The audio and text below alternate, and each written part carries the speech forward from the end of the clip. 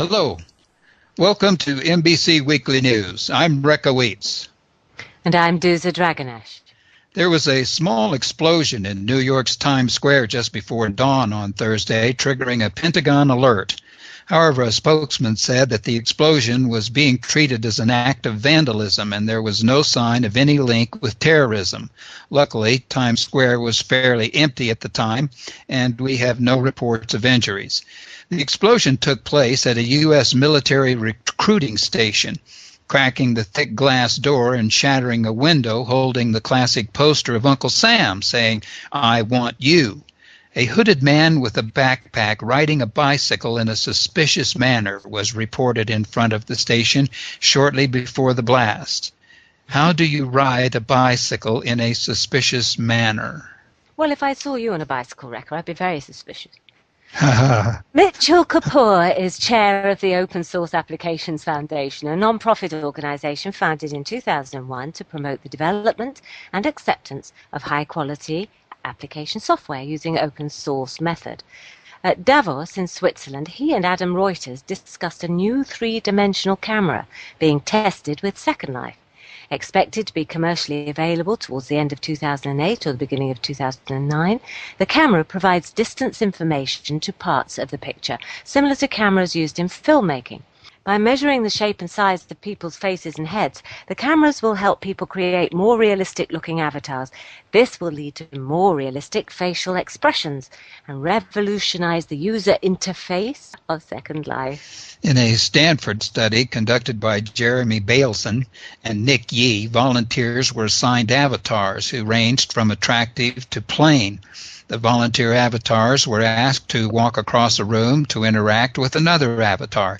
Those with attractive avatars got within 3 feet of the others. Those with less attractive avatars kept almost 6 feet away. How much personal space one needs is inversely proportional to self-confidence, which having an attractive avatar increases. When a stranger asks another player to tell me a little bit about yourself, good-looking avatars revealed more. Feeling attractive increases self-esteem and therefore friendliness. It is one of life's inequities that the world sees attractive people as possessing a long list of desirable traits, including honesty, generosity, and kindness. Now, Linden Lab has upgraded the Linux client to be beta status. With the Linux Alpha process, users have more stability with the Windows client because they said the Linux OpenGL driver implementation is more stable. The stability of the implementation is going to depend a lot on the particular graphic card being used. In addition to being more stable, it is said, the Linux client is running up to 15% faster than the Windows version on the same hardware. Now, the heart drug, trisolol, has once again been linked to an increased risk of heart failure and death.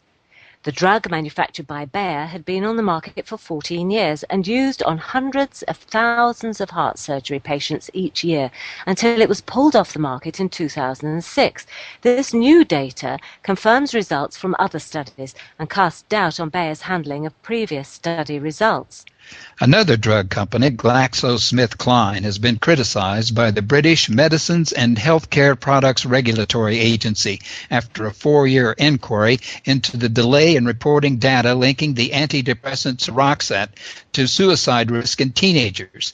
This data was mainly collected in the U.S. over 9 pediatric trials of Seroxat, which individually did not show a meaningful increase in suicidal thinking, but collectively told a different story. Seroxat is an antidepressant known as a serotonin reuptake inhibitor, which group includes Prozac and Paxil, as they are known in the U.S. The MHRA wants a law change to require the reporting of adverse reactions wherever research takes place.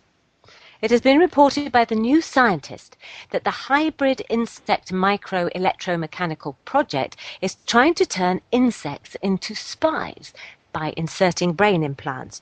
They've already made beetles turn left and right and take off. The US Defense Advanced Research Agency is trying to get to the stage of making the insects land within 5 meters of their target. So, if you see a beetle taking an unnatural interest in you, take out a jolly heavy paperback book and squish it. And now here with a story about some new guitar is Vijay Saeed. This is Vijay Saeed at the Celestial Owl Sim, home of Hofsmith Guitars. It has been the buzz recently that some of the biggest rock and metal bands in the real world have entered Second Life and are offering concert performances for their virtual fans. As a result of this influx of professional musicians, crafters of musical instruments are raising the bar on in-world instrument making and design. So I am here at Hofsmith Guitars to take a look around. Hofsmith Guitars' claim is that they have the fastest and most complete menu-driven options a guitar can possibly offer. It's Hofsmith's goal to create the most realistic and practical guitars in Second Life. These instruments are built by the real-life Swiss guitar maker Patrick Hofsmith, who carefully crafts and scripts each one with the details only a real-life artisan can bring to a Second Life or virtual guitar. The creator of these guitars offer infinite attention to such details as internal bracing for acoustics, precise scale length, fret spacing, and intonation. These are the details a real-life guitar maker can bring to a Second Life guitar. Hofsmith is becoming one of the more popular sim sites for the serious Second Life performer. An increased number of live artists are playing on virtual guitars created by Patrick Hofsmith, taking advantage of his 11 years as a real-life guitar player and his 18 years of guitar playing experience. The guitar selections range from your basic microacoustic for the small avatar to the epic metal Hof shredder. With more and more real-life artists performing in Second Life, they will seek out instruments that will look as good as their music sound. This is Vijay Saeed at Hofsmith Guitars. Back to you guys in the studio. Thank you for that, Vijay. Universities and educators are coming to Second Life, eager to adopt the new platform for immersive educational opportunities. But the newest class may be surprising. The syllabus looks at the words of Mark Twain, who loved to swear. Tutor Diogenes Kerr said not just simple profanities, but long, colorful phrases. Twain was a steamboat pilot at one time, and the words, "Can't you see nothing, you dashed egg-sucking, sheep-stealing, one-eyed son of a stuffed monkey?" came easily to Mr. Twain.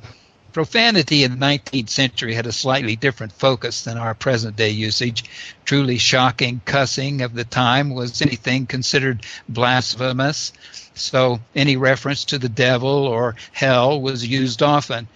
Everyone took offense if their mother was insulted, and phrases such as, "You, sir, are quadrilateral, astronomical, incandescent son of a bitch," passed almost without notice. The Dalai Lama Project are holding the Temple of Love Festival on the 9th of March with Shakti Seansi. And MBC has been told that Bhikkhu Kamachi, or the Venerable Bhikkhu Maitreya in real life, has been appointed Honorary Cultural Ambassador to Tibet in Second Life. The cultural office will not be set up until next week, but will be at the Embassy building on Hawkins Sim, along with all the other countries. And we come to the end of our news for another week. And it's good night from me, Dousa Dragonash. And good night from me. Thank you for watching.